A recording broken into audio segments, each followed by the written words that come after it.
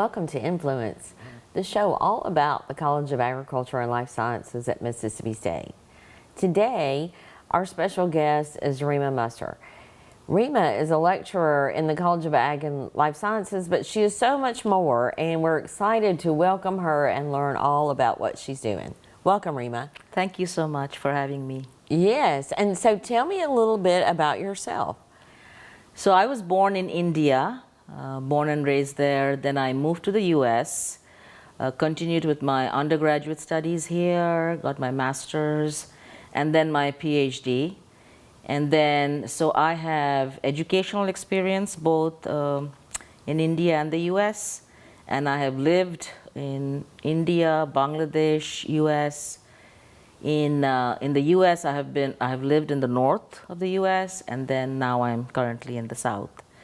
So I have a variety of experiences living all across the globe. Right. And also educational experience and work experience. So I worked in Bangladesh for a few years, working with their agricultural program. So I served as a global leader there, working with farmers and working with the health of the community there. So that's me in a nutshell. You've been in Mississippi for some time, is that right? So Mississippi is, I would say, the longest time of my life right now, which is amazing that it has become that now. I understand that completely. So you have started a global affairs and leadership program here at Mississippi State. I want to say in the College of Agriculture and Life Sciences, but you said it was open to students all over campus. It is. So tell me a little bit about that program and how you kind of wanted to start it and then where it is right now. Right. So this is a fairly new program. We launched it last year, fall of 2024. So having my leadership experience and having my PhD in leadership, and then having my global experience and having taught at MSU, let's see, I have taught 10 courses across 2 different colleges now, and developed some of them as well. So having done all of that, I saw this gap that we have at MSU, which is lack of a global leadership program for graduate students. And I also saw that in the Southeast there is a lack, but more so at MSU. And so when I found this gap, I contacted administrators from all across the university, trying to see what they would think about this, and everybody was like, yes, absolutely, let's go for it, let's do it. So I developed the program, and yeah, here we are. So I have taught fall semesters, last fall semester, this semester is coming up, where students are enrolling now, and then the spring semester as well. So those are the 2 semesters I've already taught, fall of 2024 and spring of 2025. And then, so is this a course? It's not really a course, it's a program. So it has multiple courses. Correct. Tell us a little bit about that. Right. So the required courses are Principles of Global Leadership, which is GA 8203, and Study Abroad. And then there are lots of electives, and one of the electives that I'm offering that I created is GA 8213, Global Leadership for Food Security. So, and the electives are all across the university. So we have electives in arts and sciences, in CALS, in business, it's just all over. So students can choose their electives from their individual colleges as well, or they can choose from ours. And then I'm also flexible if there is a course that students are thinking, this might be interesting, an international course, and if they contact me and we can look at it, and I'm flexible with that as far as electives are concerned. I'm also flexible with the study abroad. The one I'm offering is focused on leadership, on global affairs and leadership. So if I have a student from another college wanting to do a study abroad with some other program, I'm also open to it as long as our goals and objectives align with what we are doing with global affairs and leadership. So let's talk about those goals and objectives for the program.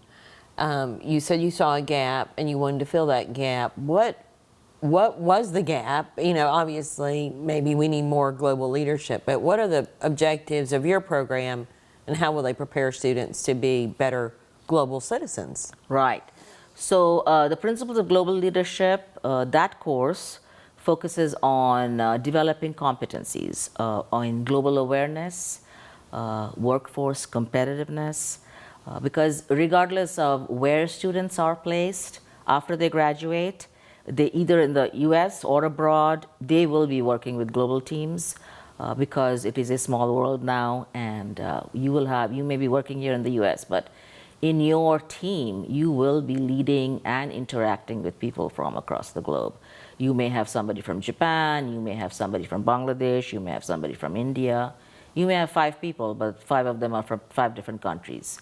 And if you don't understand their culture, if you don't understand leadership, and then on top of that, global leadership, it will be difficult. So having found this gap, that we are not preparing our graduate students.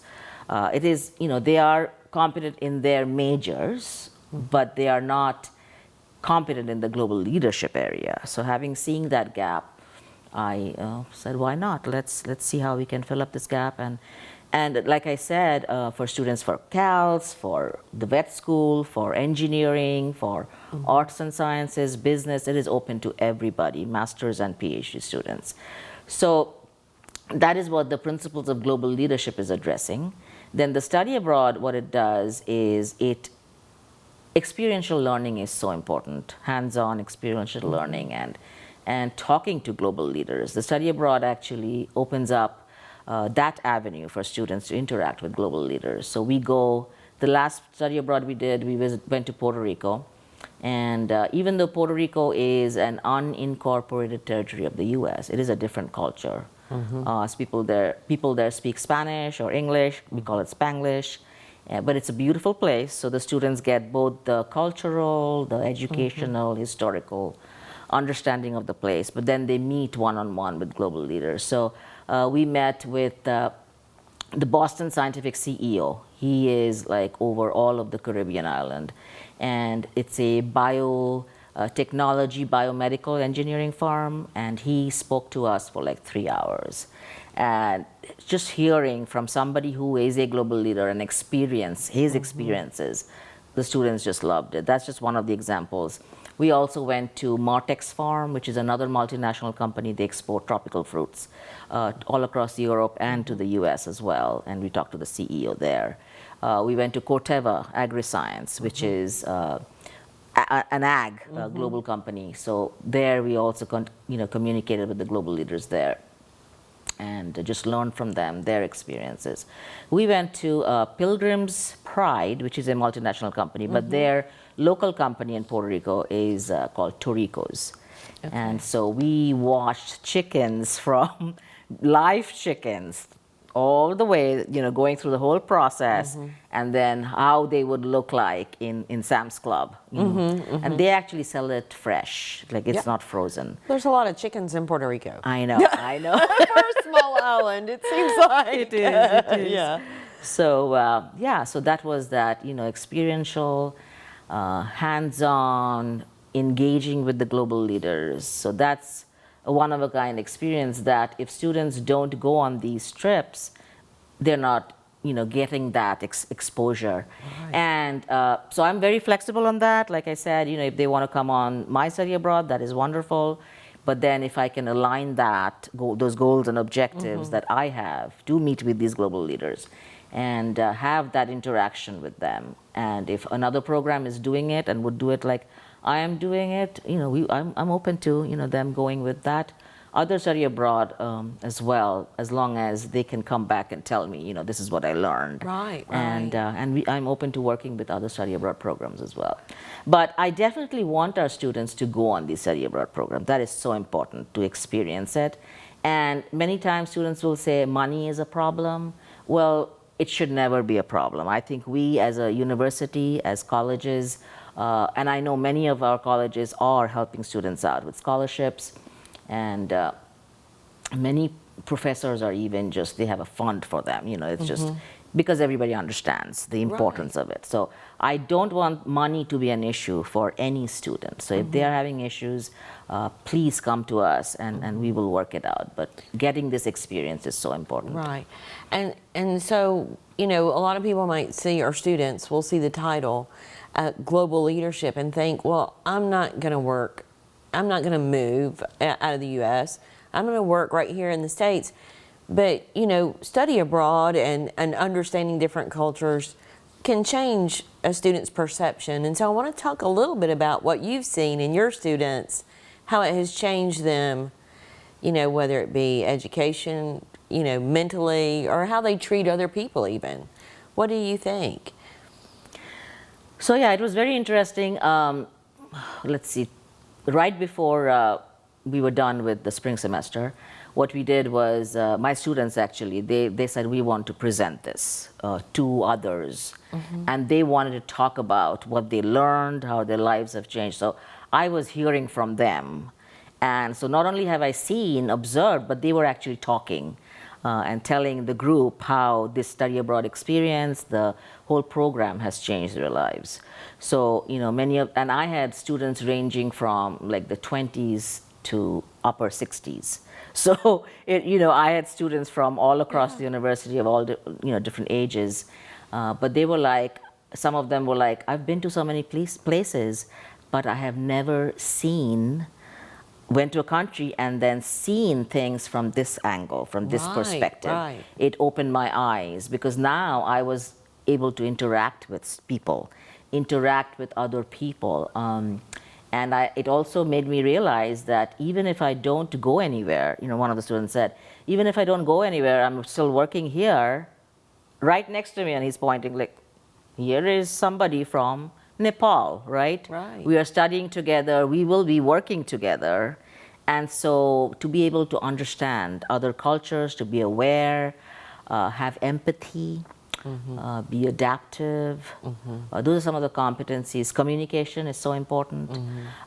It's never losing yourself. Global leadership is not about losing yourself and embracing another, but it is how to complement, both realizing who you are and then embracing another and being open to understand, respect, learn from one another, and how can we coexist and benefit from each other.